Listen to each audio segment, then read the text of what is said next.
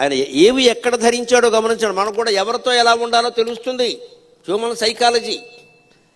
ఎముకలు దండగా మెడలో వేసుకుంటాడు, పుర్ర ఈ చేతిలో పట్టుకుంటాడు, ఒంటికి బూడిద పూసుకుంటాడు, గజ చర్మం ఇక్కడ ధరిస్తాడు. అంటే ఇవన్నీ అమంగళం, అపవిత్రం.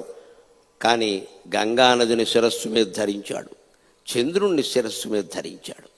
అంటే మంచి వాళ్ళని నెత్తికెత్తుకో, చెడ్డ వాళ్ళని కిందికి తొక్కేయి. అది శివుడి లెక్క. ఇది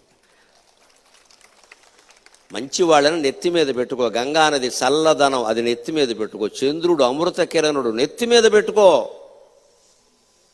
విషం ఉంటుంది, పేకలో పెట్టి నొక్కేయి, కిందికి వెళ్ళొద్దు పైకి రావద్దు, అంతే. రెండు పక్కల నొక్కేసాడు, కిందికి వెళ్ళదు పైకి.